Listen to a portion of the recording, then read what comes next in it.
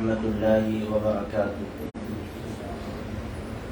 الحمد للہ رب العالمین والصلاة والسلام على اشرف الانبیاء والمرسلین نبینا محمد وعلى آلہ وصحبہ اجمعین ومن تبعهم بإحسان الى یوم الدین، اما بعد۔ محترم حاضرین کرام، ہم روزانہ تراویح کی نماز میں جو پڑھتے ہیں اور آپ سب پیچھے جو سماعت فرماتے ہیں، اللہ رب العالمین کی توفیق سے اس پڑھے گئے حصے کی تفسیر یا یہ کہ خلاصے کا یہ مبارک سلسلہ آج سے آغاز کیا جا رہا ہے۔ اللہ رب العالمین سے دعا ہے کہ بار الہ تو اس میں ہم سب کے لیے برکت عطا فرما اور ہماری اس حاضری کو قبول فرما، آمین یا رب العالمین۔ قرآن مجید کی سب سے پہلی سورت سورہ فاتحہ ہے۔ اس کے علماء کرام کئی نام ذکر کرتے ہیں، جس میں ام الکتاب بھی ہے، اور اس کی فضیلت کی جہاں تک بات ہے تو ہر انسان یہ بات جانتا ہے کہ سورہ فاتحہ ایسی عظیم سورت ہے کہ ہر نماز میں، ہر رکعت میں اس سورہ فاتحہ کے پڑھے بغیر کسی انسان کی نماز نہیں ہو سکتی۔ جناب محمد رسول اللہ صلی اللہ علیہ وسلم نے ایک موقع پر فرمایا تھا، لا صلاۃ لمن لم یقرأ بفاتحۃ الکتاب، کہ اس شخص کی نماز ہی نہیں ہو سکتی کہ جو سورہ فاتحہ کو اپنی نماز میں نہ پڑھے۔ ہر رکعت میں پڑھنا سورہ فاتحہ کا ضروری ہے، چاہے وہ امام ہو، چاہے وہ مقتدی ہو، چاہے وہ اکیلے نماز پڑھ رہا ہو، ہر شخص کے لیے سورہ فاتحہ کا پڑھنا نہایت ہی ضروری ہے۔ اسی طرح سورہ فاتحہ کی فضیلت کے سلسلے میں ایک واقعہ بڑا مشہور ہے، صحیح بخاری کی روایت ہے۔ حضرت ابو سعید خدری رضی اللہ عنہ بیان فرماتے ہیں کہ ہم لوگ کسی سفر میں تھے اور کسی جگہ پر ٹھہرے ہوئے تھے، اچانک ایک لونڈی آتی ہے اور یہ بتلاتی ہے کہ اس علاقے کے سردار کو ایک سانپ نے ڈس لیا ہے، اگر تم میں سے کوئی شخص دم کرنا جانتا ہے تو وہ آگے بڑھے اور اس سردار پر کوئی چیز پڑھ کر کے دم کر دے۔ اب ایک صحابی رسول آگے بڑھتے ہیں، جا کر اس سردار پر سورہ فاتحہ کو پڑھ کر دم کر دیتے ہیں، اور اللہ رب العالمین اس دم کرنے کی وجہ سے اس سردار کو شفا یابی نصیب فرما دیتا ہے۔ اب وہ سردار شفا ملنے کی خوشی میں صحابہ کرام کو 30 بکریوں سے انعام کے طور پر نوازتا ہے اور خوب دودھ پلاتا ہے بکریوں کا۔ صحابہ کرام تو دودھ پی لیتے ہیں، البتہ بکریوں کا استعمال نہیں کرتے ہیں۔ وہ یہ سمجھ رہے تھے کہ قرآن کریم کے پڑھنے کے بدلے میں ہدیہ لینا، انعام لینا، کیا یہ جائز ہے کہ نہیں؟ جب تک ہم مدینہ جا کر جناب محمد رسول اللہ صلی اللہ علیہ وسلم سے پوچھ نہیں لیں گے، اس وقت تک ہم ان بکریوں کا استعمال نہیں کر سکتے۔ یہ صحابہ کرام مدینہ آتے ہیں، اللہ کے رسول صلی اللہ علیہ وسلم سے دریافت کرتے ہیں، کیا اللہ کے رسول صلی اللہ علیہ وسلم ان بکریوں کا استعمال کرنا ہمارے لیے جائز ہے کہ نہیں؟ پورا قصہ بیان فرماتے ہیں۔ اللہ کے رسول صلی اللہ علیہ وسلم تائید فرماتے ہیں اور فرماتے ہیں کہ اس کے استعمال میں کوئی حرج نہیں ہے، اور ان بکریوں میں میرا بھی حصہ لگانا۔ تو سورہ فاتحہ کی عظیم فضیلت ہے کہ اگر ایک انسان اس سورہ فاتحہ کو پڑھ کر کسی بیمار پر دم کرتا ہے تو اللہ رب العالمین اس سورہ فاتحہ کے پڑھ کر دم کرنے کی وجہ سے اس بیمار کو شفا یابی نصیب فرما دیتا ہے۔ اسی طرح آپ دیکھیں گے یہ سورہ فاتحہ اتنی عظیم سورت ہے کہ اللہ تعالیٰ نے توحید کی جتنی بھی قسمیں ہیں، توحید ربوبیت، توحید الوہیت اور توحید اسماء و صفات کو، ان تینوں قسموں کو اللہ تعالیٰ نے سورہ فاتحہ میں ذکر کر دیا۔ الحمدللہ رب العالمین، تمام قسم کی تعریف اس رب العالمین کے لیے، رب العالمین جو سارے جہاں کا رب ہے۔ اب اللہ تعالیٰ نے اس آیت کریمہ میں توحید ربوبیت کو ذکر کر دیا۔ توحید ربوبیت کا معنی ہوتا ہے کہ اس بات پر ایمان اور عقیدہ رکھا جائے کہ اللہ تعالیٰ سارے جہاں کو پیدا کرنے والا ہے، تو اللہ تعالیٰ نے اس آیت کریمہ میں رکھ دیا۔ الرحمن الرحیم، اللہ رب العالمین کا ایک نام رحمان ہے، اسی طرح اس کی ایک صفت بھی ہے رحم کرنا، تو دوسری آیت کریمہ میں اللہ تعالیٰ نے توحید اسماء و صفات کو رکھ دیا۔ اور اسی طرح ایاک نعبد و ایاک نستعین، ہم تیری ہی عبادت کرتے ہیں اور تجھ سے ہی مدد طلب کرتے ہیں۔ اور توحید الوہیت کا معنی بھی یہی ہوتا ہے کہ اللہ رب العالمین کی عبادت کی جائے اور اس کے ساتھ کسی کو شریک نہ ٹھہرایا جائے۔ گویا اللہ تعالیٰ نے دوسری کسی توحید الوہیت کو اس آیت کریمہ میں ذکر کر دیا۔ سورہ فاتحہ یہ ایسی عظیم سورت ہے کہ اللہ تعالیٰ نے توحید کی تینوں قسموں کو اس سورت کے اندر ذکر کر دیا۔ اسی طرح سورہ بقرہ کی کل کے تراویح میں 91 آیت تلاوت فرمائی گئی تھی۔ اس سورہ بقرہ کا نام سورہ بقرہ کیوں رکھا گیا؟ آپ یہ بات جانتے ہیں کہ سورت کے اندر گائے کے ایک قصے کا تذکرہ کیا گیا ہے، اسی مناسبت سے سورت کا نام سورہ بقرہ رکھا گیا۔ بقرہ کا معنی ہوتا ہے گائے۔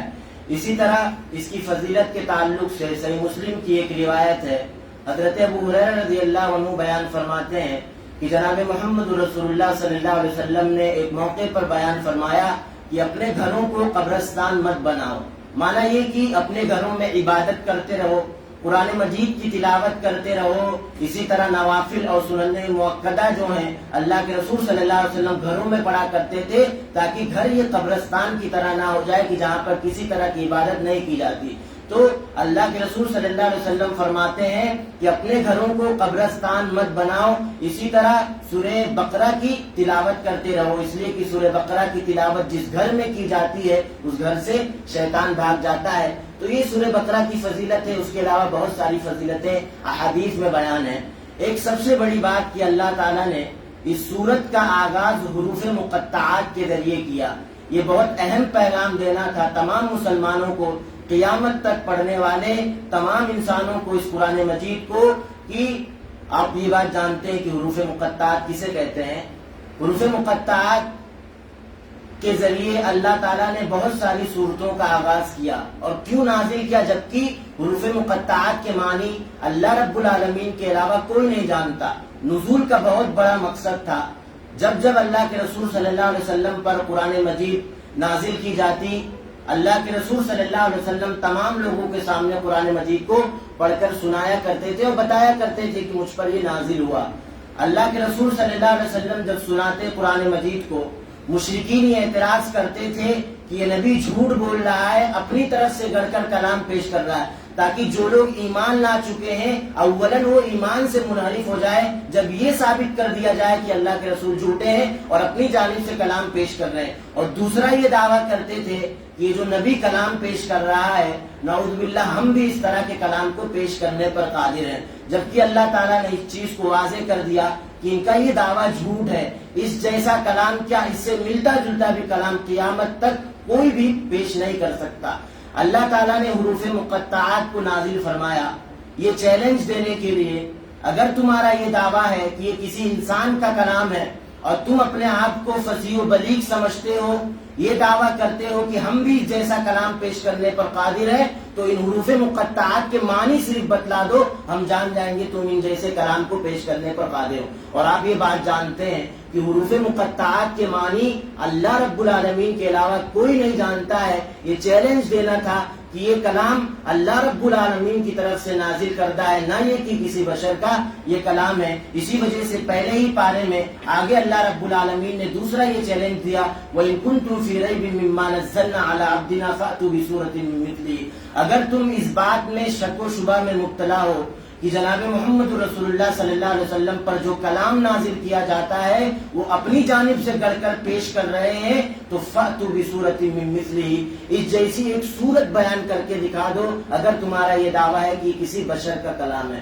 اللہ رب العالمین نے صرف یہ بات نہیں کہی، کہا کہ جن کو تم پکارتے ہو نا سب کو بلا لو اور اس جیسی ایک صورت بیان کر کے دکھا دو۔ پھر آگے بیان فرمایا فَإِن لَّمْ تَفْعَلُوا وَلَن تَفْعَلُوا، ہرگز تم ایسا کام نہیں کر سکتے، یہ جیسی صورت کیا، اس جیسی ایک آیت بھی تم بنانے پر قادر نہیں ہو سکتے۔ یہ اس بات کا ثبوت ہے، منہ بولتا ثبوت ہے کہ یہ قرآن مجید اللہ رب العالمین کی طرف سے نازل کردہ ہے، نہ یہ کہ جناب محمد رسول اللہ صلی اللہ علیہ وسلم یا یہ کہ کسی بشر کا کلام ہے۔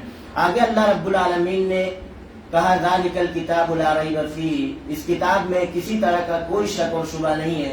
اسی وجہ سے علماء ذکر کرتے ہیں کہ قرآن مجید پر ایمان لانے کے کئی تقاضے ہیں۔ سب سے پہلا تقاضا یہی ہے کہ ایک بندہ ایمان اور عقیدہ رکھے اس بات پر کہ یہ کتاب اللہ رب العالمین کی طرف سے نازل کردہ ہے اور اس کتاب میں کسی طرح کا کوئی شک اور شبہ نہیں ہے۔ اس کے بعد اللہ رب العالمین نے ذکر کیا کہ انسانوں کی ہدایت اور ضلالت کے اعتبار سے 3 قسمیں ہیں. یا تو ایک انسان مومن ہو سکتا ہے، یا تو ایک انسان کافر ہو سکتا ہے، یا تو ایک انسان منافق ہو سکتا ہے. تینوں قسموں کا اللہ رب العالمین نے ایک لمبے تذکرے کے ساتھ ذکر کر دیا، اور تینوں کا انجام کل قیامت کے دن کیا ہوگا ساری چیزوں کا ذکر کر دیا. مومن کے بارے میں بیان فرمایا کہ مومن وہ ہوتے ہیں جو اللہ اس کے رسول پر ایمان لاتے ہیں، نماز کو قائم کرتے ہیں، زکوٰۃ کو دیتے ہیں، اور آخرت پر بھی ان کا ایمان ہوتا ہے. اب ان کا انجام کیا ہوگا؟ اولئک علی ھدی من ربہم واولئک هم المفلحون. یہی لوگ اپنے رب کی طرف سے ہدایت پر ہیں، اور کل قیامت کے دن یہی لوگ کامیاب ہونے والے ہیں. دوسری قسم انسانوں کی کافر. اللہ رب العالمین نے کافروں کے بارے میں بھی بیان فرمایا. کافر کون لوگ ہیں؟ جو اللہ اس کے رسول صلی اللہ علیہ وسلم پر ایمان نہیں رکھتے ہیں. مومن کے اپوز کو کافر کہتے ہیں. اب کافروں کا انجام کیا ہوگا اس کو بیان فرمایا. ختم اللہ علی قلوبہم وعلی سمعہم وعلی ابصارہم غشاوۃ ولہم عذاب عظیم. کہ اللہ تعالیٰ نے کافروں کے دلوں پر مہر لگا دیا. وہ نہ تو کسی چیز کو دیکھ سکتے ہیں، نور ہدایت کو دیکھ سکتے ہیں، اور نہ ہی حق بات کو سن سکتے ہیں، اور نہ ہی حق بات کو سمجھ سکتے ہیں. یہ ان پر عذاب تھا ہٹ دھرمی کرنے کی وجہ سے. اللہ رب العالمین نے بیان فرمایا وَلَهُمْ عَذَابٌ عَظِيمٌ کہ ان کے لیے دردناک یا یہ کہ بڑا عذاب ہے. اور انسانوں کی تیسری قسم منافق ہے. اللہ رب العالمین نے منافقوں کے بارے میں بھی بیان فرمایا کہ جو ظاہری طور پر ایمان کو، اسلام کو دکھاتے تھے، اور باطنی طور پر کفر کو چھپائے ہوئے تھے. اللہ رب العالمین نے ذکر کیا کہ یہ منافقین سمجھتے ہیں کہ ہم اللہ کے رسول صلی اللہ علیہ وسلم کی مجلس میں، صحابہ کرام کی مجلس میں بیٹھ کر صحابہ کرام کو اور جناب محمد رسول اللہ صلی اللہ علیہ وسلم کو دھوکہ دے رہے ہیں. ان کی باتوں کو ہم چوری کر کے اپنے لوگوں کے درمیان پہنچا دیا کرتے تھے. بسا اوقات ایسا ہوتا تھا کہ صحابہ کرام کو دیگر صحابہ کرام سے بدظن کر دیا کرتے تھے، لڑائی کروا دیا کرتے تھے. جناب محمد رسول اللہ صلی اللہ علیہ وسلم کو خود صحابہ کرام سے بدظن کر دیا کرتے تھے. تو اللہ رب العالمین نے بیان فرمایا یہ سمجھتے ہیں کہ ہم اللہ اور اس کے رسول کو دھوکہ دے رہے ہیں، بلکہ یہ خود اپنے آپ کو دھوکہ دے رہے ہیں. جب کل قیامت کے دن جہنم میں سب سے نچلی تہ پر ہوں گے تب سمجھ میں انہیں آئے گا کہ یہ اللہ اور اس کے رسول کو دھوکہ دے رہے تھے یا خود اپنے آپ کو دھوکہ دے رہے تھے، جس کی وجہ سے ان کا یہ انجام ہوا. یہ جہنم کے سب سے نچلی تہ پر ہے. اب اللہ رب العالمین نے بیان فرمایا کہ جب یہ بات واضح ہو گئی کہ کل قیامت کے دن نہ تو منافق کامیاب ہو سکتا ہے، اور اسی طرح نہ کافر کامیاب ہو سکتا ہے. کامیاب کون ہوگا؟ صرف مومن کامیاب ہو سکتا ہے. جب یہ بات واضح ہو گئی تو اللہ تعالیٰ نے تمام انسانوں کو یہ حکم دیا کہ جب اس بات کے واضح ہونے کے بعد کہ صرف مومن کامیاب ہو سکتا ہے، لہذا صرف اور صرف میری عبادت کرو اور میرے علاوہ میرے ساتھ کسی کو شریک نہ ٹھہراؤ. اس کے بعد اللہ رب العالمین نے آدم علیہ السلام کے اس قصے کو تذکرہ کیا کہ جب اللہ تعالیٰ نے آدم علیہ السلام کو فرشتوں سمیت تمام لوگوں کو سجدہ کرنے کا حکم دیا. تمام فرشتوں نے سجدہ کیا، تمام لوگوں نے سجدہ کیا. ابلیس نے سجدہ کرنے سے انکار کر دیا. اس کا ایک کبر تھا، غرور تھا. وہ یہ دلیل پیش کر رہا تھا اللہ رب العالمین کے سامنے کہ اے اللہ تو نے مجھے آگ سے پیدا کیا، اور آگ یہ اوپر کی جانب اٹھتی ہے، اور مٹی کو پھینکا جائے تو وہ نیچے کی جانب آتی ہے. لہذا افضل کون، وہ جو اوپر اٹھتا ہے یا یہ کہ جو نیچے آتا ہے؟ تو اللہ رب العالمین نے اسے سزا کے طور پر جنت سے، یہ فرشتوں کا سردار سمجھا جاتا تھا. مفسرین لکھتے ہیں کہ اللہ رب العالمین نے شیطان کو یہ پاور دیا تھا، یہ فضیلت دی تھی کہ اس موقع پر تمام لوگوں کا یہ سردار تھا، لیکن اسے سزا دے کر اس کا ابدی ٹھکانہ جہنم بنایا گیا. اس کے بعد اللہ رب العالمین نے آدم علیہ السلام کو اور اماں حوا علیہ السلام کو یہ کہا کہ آپ جنت میں جس طرح رہنا چاہتے ہیں رہیں، جو کھانا چاہتے ہیں کھائیں، لیکن صرف ایک درخت کے قریب مت جانا. اب یہ شیطان حضرت آدم علیہ السلام کو، حضرت حوا علیہ السلام کو ورغلاتا ہے اور خطا کرنے پر آمادہ کر دیتا ہے، اور یہ دونوں خطا کے مرتکب ہو جاتے ہیں. اللہ رب العالمین سزا کے طور پر حضرت آدم علیہ السلام کو اور اسی طرح اماں حوا علیہ السلام کو دنیاوی زندگی میں بھیج دیتا ہے. اسی طرح اللہ رب العالمین نے اس کے بعد ذکر کیا بنو اسرائیل کی فضیلتوں کو، کہ اللہ تعالیٰ نے کتنے سارے انعامات کیے تھے بنو اسرائیل پر، اور کس طرح ان لوگوں نے اللہ رب العالمین کی ناشکری کی، اللہ نے ان پر من و سلوہ نازل فرمایا، جو ایک بہت بڑی نعمت تھی کہ بغیر محنت کیے انہیں یہ پھل مل جا رہا تھا، یا یہ کہ جو بھی شے تھی انہیں یہ چیز مل جا رہی تھی، انہوں نے حضرت موسیٰ علیہ السلام سے فالتو چیزوں کا، جو کہ اس کے مقابلے میں بہت گھٹیا چیزیں ہیں، ان چیزوں کا تقاضا کر کے اللہ رب العالمین کی ناشکری کی۔ اللہ تعالیٰ نے تفصیل کے ساتھ ان ساری چیزوں کو بیان فرمایا۔ اس کے بعد اللہ رب العالمین نے ذکر کیا کہ بنو اسرائیل کے قصے کی طرف اشارہ کیا کہ یہودیوں میں ایک شخص ایسا تھا کہ جس کے پاس کسی طرح کے کوئی اولاد نہیں تھے، نہ تو بچے تھے اور نہ ہی بچیاں تھے، البتہ اس کا ایک بھتیجا تھا جو اس کے مرنے کے بعد، یعنی چچا کے مرنے کے بعد بھتیجا وارث بنتا۔ اب یہ وراثت کو پانے کے لیے اپنے چچا کو قتل کر دیتا ہے، اپنے چچا کو قتل کر کے ایک انسان کے گھر کے دروازے کے پاس ڈال دیتا تاکہ قتل کا الزام ان پر آ جائے۔ صبح ہوتی ہے، شور مچتا ہے، اب یہ آ کر سارے لوگوں کے سامنے کہتا ہے کہ یہ لاش یا یہ کہ مقتول اس گھر کے دروازے کے باہر پایا گیا، لہذا اس نے قتل کیا اور اس سے دیت لی جائے، یعنی ایک تیر سے دو شکار کر رہا تھا، وراثت بھی مل جائے اور دیت کے طور پر کچھ چیز مجھے بھی مل جائے۔ تو لوگ کہتے ہیں کہ آپس میں جھگڑا کرنے کا کوئی فائدہ نہیں ہے، ہم سب چلتے ہیں حضرت موسیٰ علیہ السلام کے پاس اور ان کے سامنے اس واقعے کو ذکر کرتے ہیں، وہ کوئی راہ نکال دیں گے۔ سارے لوگ یا یہ کہ وہ تمام لوگ جاتے ہیں جن پر الزام لگایا گیا تھا، وہ کہتے ہیں کہ اے موسیٰ ہم بری ہیں، اللہ رب العالمین اس بات کو بہتر جانتا ہے۔ حضرت موسیٰ علیہ السلام اللہ رب العالمین سے دعا کرتے ہیں کہ اللہ تعالیٰ ہمارے لیے کوئی راہ نکال دے تاکہ یہ واضح ہو جائے کہ مقتول کون ہے، کس نے قتل کیا ہے۔ اللہ رب العالمین گائے کو ذبح کرنے کا حکم دیتا ہے۔ جب حضرت موسیٰ علیہ السلام جن پر الزام لگایا گیا تھا ان سے کہتے ہیں کہ گائے کو ذبح کیا جائے، اب یہ لوگ طرح طرح کے مطالبات کرنے لگتے ہیں۔ اللہ نے صرف کہا تھا گائے ذبح کر دو، معاملہ حل ہو سکتا ہے، اب یہ لوگ حضرت موسیٰ علیہ السلام سے پوچھتے ہیں کہ گائے کس طرح کی ہو، رنگ کیسا ہو، عمر کیسی ہو، ہائٹ کیسی ہو، یعنی فالتو چیزوں کا مطالبہ کرنے لگتے ہیں۔ ان فالتو چیزوں کے مطالبہ کرنے کی وجہ سے وہ دقت میں پڑتے چلے جاتے ہیں، یہاں تک کہ اللہ رب العالمین ایسے گائے کو ذبح کرنے کا حکم دے دیتا ہے کہ صرف اس زمانے میں وہ گائے صرف ایک انسان کے پاس پائی جاتی ہے۔ بہرحال اس گائے کو لایا جاتا ہے اور اس گائے کو قتل کر کے اس کے ایک حصے کو جس کو قتل کیا گیا تھا اس پر مارا جاتا ہے، وہ شخص زندہ ہو جاتا ہے اور بتلا دیتا ہے کہ مجھے کس نے قتل کیا۔ تو اللہ تعالیٰ نے اس واقعے کو تفصیل کے ساتھ تقریباً ایک صفحے میں اس کو ذکر کیا۔ اس کے بعد اللہ تعالیٰ نے یہودیوں کے یا یہ کہ بنو اسرائیل کے اس عہد و پیمان کی طرف اشارہ کیا کہ وَإِذْ أَخَذْنَا مِيثَاقَ بَنِي إِسْرَائِيلَ لَا تَعْبُدُونَ إِلَّا اللَّهَ، کہ ہم نے عہد و پیمان لیا بنو اسرائیل سے کس بات پر کہ وہ اللہ رب العالمین کے علاوہ کسی کی عبادت نہ کریں، اسی طرح والدین کے ساتھ حسن سلوک کا، قرابت داروں کے ساتھ حسن سلوک کا، یعنی طرح طرح کے مطالبات کیا۔ اور اللہ تعالیٰ نے یہودیوں کو یا یہ کہ بنو اسرائیل کے قصے کو یوں ہی نہیں ذکر کیا کہ پڑھنے والا بس مزہ لیتے رہے اور پرانے لوگوں کے قصوں کو جانتے رہے، یہ بتلانے کے لیے ذکر کیا کہ جناب محمد رسول اللہ صلی اللہ علیہ وسلم کی امت کو اللہ تعالیٰ نے ساری امتیوں پر فضیلت دیا ہے۔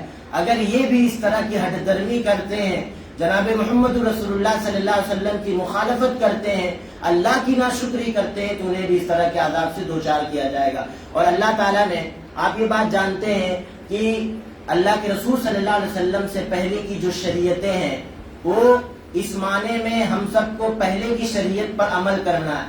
اگر ہماری شریعت سے پچھلی شریعت کی تائید آ جاتی ہے، کوئی موقف تھا، کوئی مسئلہ تھا، اس مسئلے کی تائید ہماری بھی شریعت کرتی ہے، تمام ائمہ کا، تمام لوگوں کا، تمام فقہاء کا اتفاق ہے کہ اگر ایسا مسئلہ جو پرانی شریعت میں بھی تھی اور ہماری شریعت بھی اس مسئلے کی تائید کرتی ہے تو ان تمام باتوں پر عمل کرنا واجب ہے۔ جیسے اللہ تعالیٰ نے بنو اسرائیل کو اللہ رب العالمین کی عبادت کرنے کا حکم دیا، والدین کے ساتھ حسن سلوک کرنے کا حکم دیا، ان ساری چیزوں کا کی تائید ہماری شریعت بھی کرتی ہے، اللہ کے رسول صلی اللہ علیہ وسلم نے جو قرآن پیش کیا وہ بھی تائید کرتی ہے، اور اسی طرح اللہ کے رسول صلی اللہ علیہ وسلم نے جو حدیث پیش کیا وہ احادیث بھی اس بات کی تائید کرتی ہیں کہ اللہ رب العالمین ہی کی صرف عبادت کی جائے اور اللہ رب العالمین کے ساتھ کسی کو شریک نہ ٹھہرایا جائے، والدین کے ساتھ حسن سلوک کیا جائے۔